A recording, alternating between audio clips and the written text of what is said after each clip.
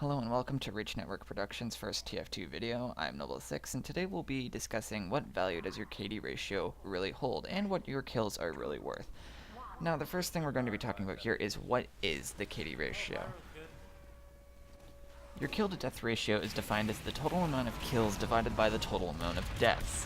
Whether this is every kill or death you've ever had playing the game, or just in the current match you're in, or just a single life, it reflects the amount of kills you get per life.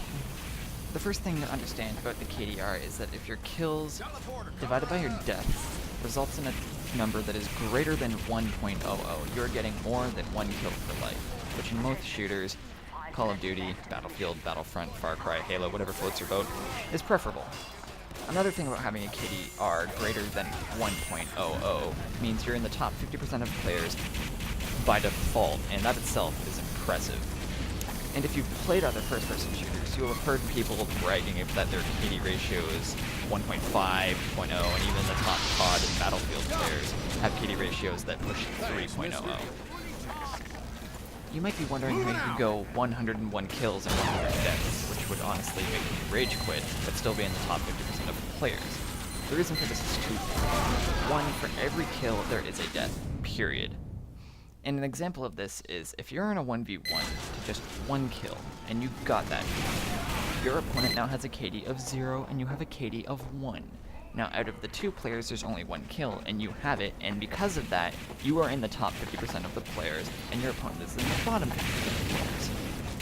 The second reason is that a death doesn't always mean a frag, or that you were killed by an opponent. In most first-person shooters, you can suicide, which, however you did it, bottomless pit, fall damage, coward's way of GTA 5. That is still a death, but not an attributed kill to anybody.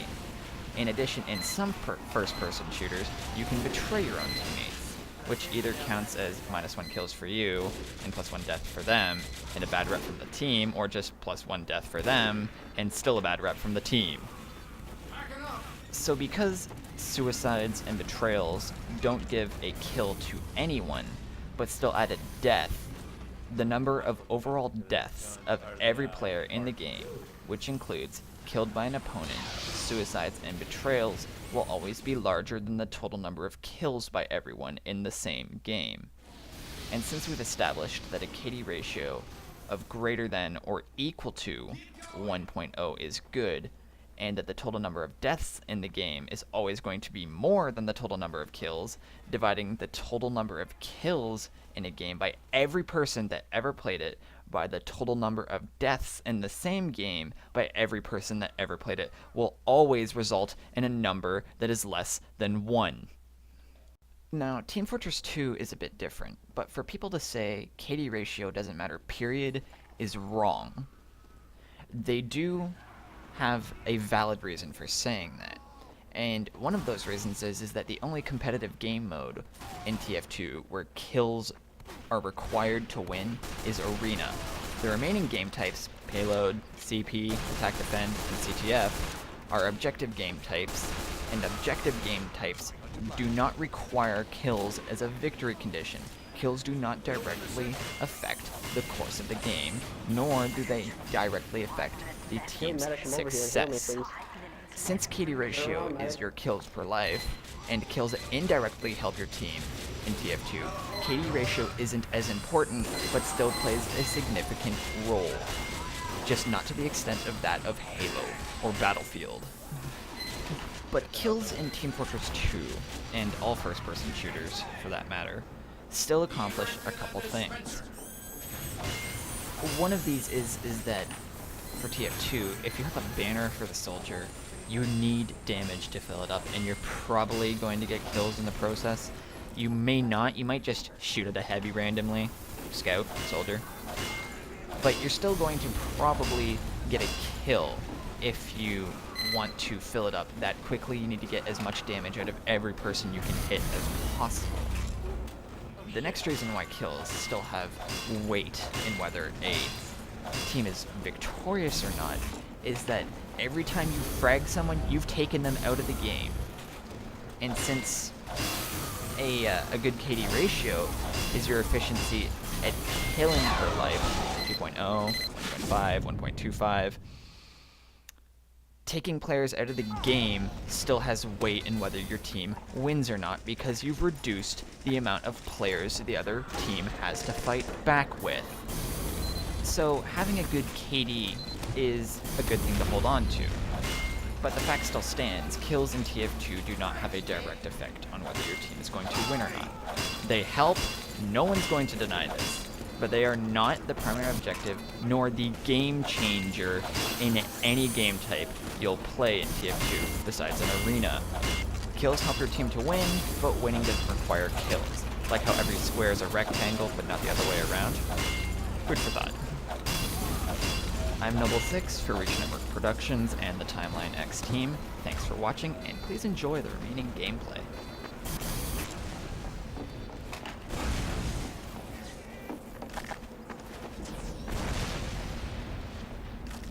Backing up!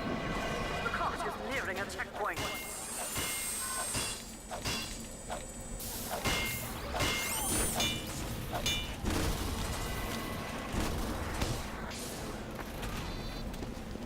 Congratulations. We have been awarded additional time.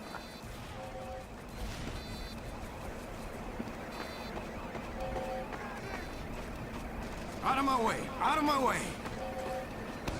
Spy zapping my teleporter. Spy zapping my dispenser. Stopper demo up here. Dispenser down!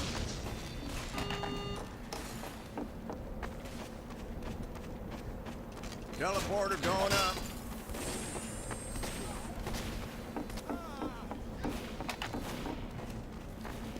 I'm moving this.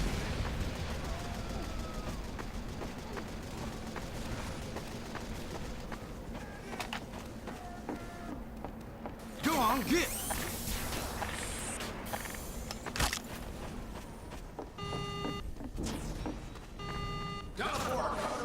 Checkpoint.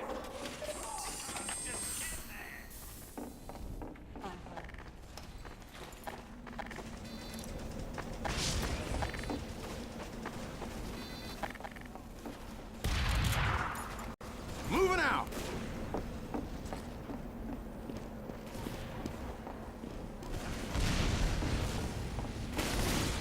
Heavy road coming through.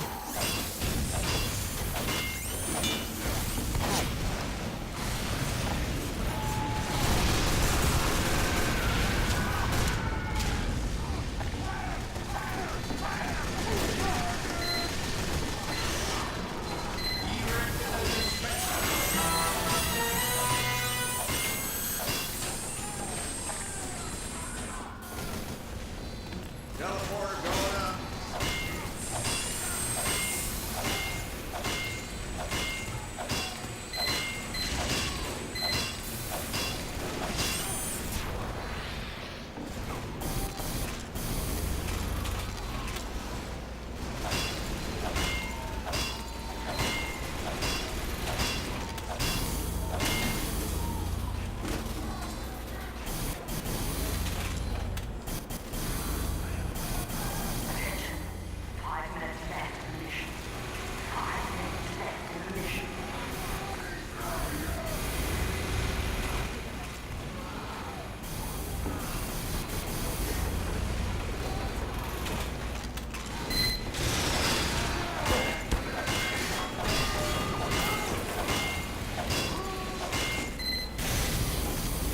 Go for it, medic.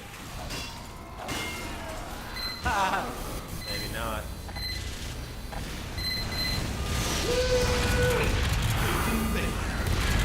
Sentry down!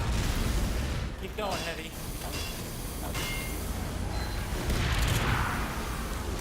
Move forward, come on.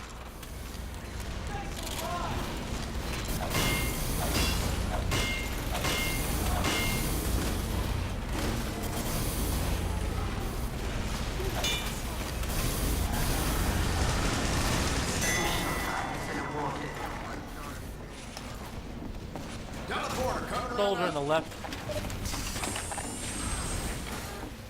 Backing up.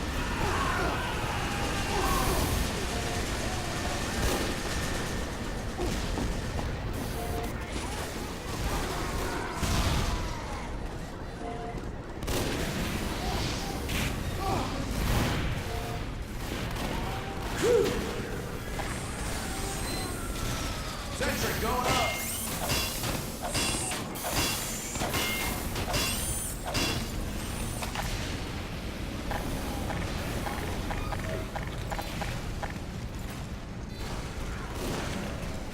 Dispenser going up.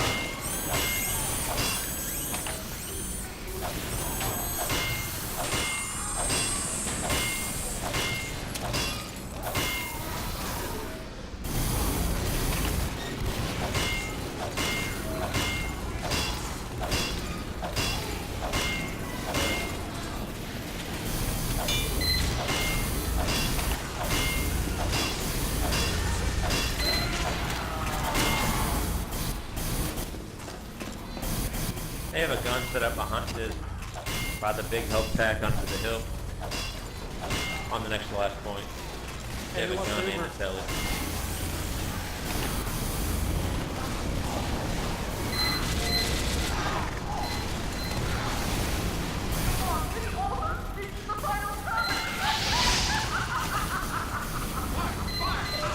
Holy crap, they're all coming after me. I still got a maneuver.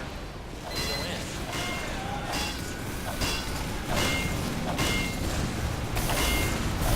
Let's go. I got Uber. Let's go in. Come on. No, it's this way. Keep going.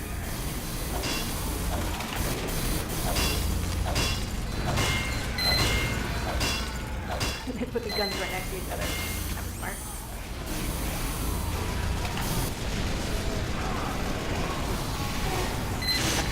Go ahead and go. To the base.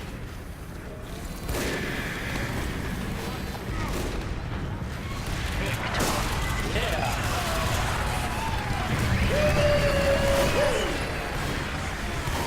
Flawless victory. You did well. Fine.